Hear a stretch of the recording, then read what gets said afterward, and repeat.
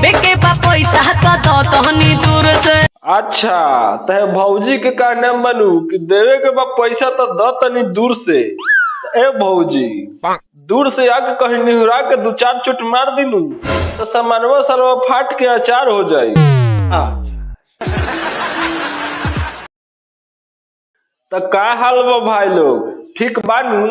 आज हम बात करे वाला बानी भोजपुरी के दो चार गो ऐसा गाना के बारे में नू जाने के सुनला के बाद नू कब कहवा कथी हो जाई हमरो पता नहीं खे।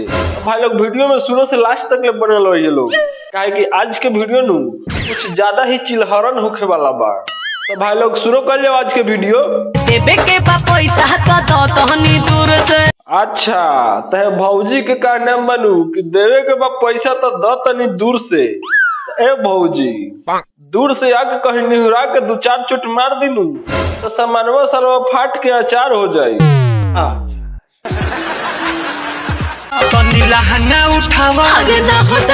अच्छा काहे भौजी काहे न कहता रू, आखिर तोरा कौन प्रॉब्लम बा लहंगा उठावे में? कहीं लहंगा तुम महंगा के तना पहनले बारू? अरे चोली सरकाओ, अरे ना हो दादा ना। ठीक कहता रे भाई, एकर चोली सरकाओ। ये अपना चोली में नू सरवा दूदू गो गोली धले बा, जाना के आज बोली लागे वाला बा। कपड़ा हटावा, अरे ना हो दादा ना। देख भैयावा तू कपड़ा हटावे ला कहत रे भौजी के, लेकिन एगो बात कान खोल के सुन ले, अगर ये भौजी कपड़ा हटा देलू तो सरवा यही ले लफड़ा हो जाई। लहंगा उठी तो हाउ लौकी। अच्छा लहंगा उठी तो सरवा हाउ लौकी। कौन लौकी है भौजी?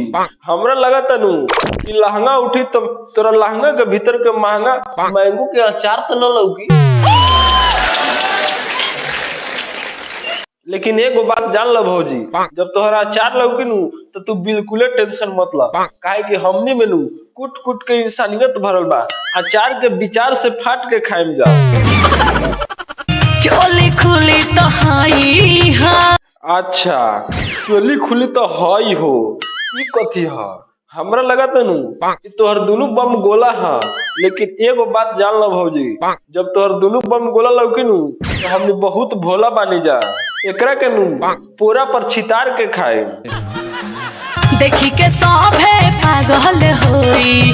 अच्छा देखी के सबे पागल होई। ए भौजी जब एकनी पागल होई नू तो अगर कहीं तोहर दोनों हो जो दोनों का गलवा बानू दोनों का गलवा लेके भाग जाई नू तो तू रतिये भर जागल रहबू भौजी। मन लो बतिया आजू के रतिया, अच्छा के नहचा कपड़ा हो। अच्छा ते भैयावा के कहना मानू कि खोल के नाचे कपड़ा। ठीक कहता रहा भैया, आज खोल के नाचे तो कपड़ा चाहे कितनो हो लफड़ा सरवा हमनी सब कोनो मिल के तैका क लेवे के भैया घपला, ओकरा बाद नू तैको न होई सारा लफड़ा। अरे तनी दूरे रहो, सेंट महके दे। अरे सरवा सेंट कथी महकता रे? तू जाके ओकरा लहंगा के अचार महक विचार से। खोल के देखावा ना तो देखो काटा हो। अच्छा कहत तनी खोल के देखावा न तो चल जाई काटा हो। ए सरवा जब फाठा चले लगी नू तो तू अपना भाठा पर भाग जाइबे। पहले बानी टाइट करवाइट देख। अच्छा तो तू अपना दोनों महीनों में करवाइट ढक टाइट कर ले बारू रात में भैयावा से फाइट करे खातिर। असली माल ताहार तसली में बाटे कि नहीं हारे में सेल भइल बा। ना भाई लोग ये असली माल लू सरवा तसली में रख ले खाली तोहरे खातिर, तनिको सेल नहीं खे कैले। तनी हम दिखाई करे कैमरा मैन। अरे सर चल रहा मत दिखाओ ना तो बवाल हो जाए।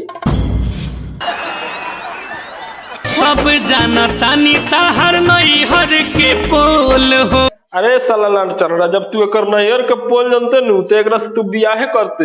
हम जनतारी नैहर के पोल। अरे साला बकलंडा, हम बार बार कहते कि पुरानका दृश्य मत याद दिलावे करा के, न तो छोड़ के भाग जाई नू तो गाड़ मार दी तोर।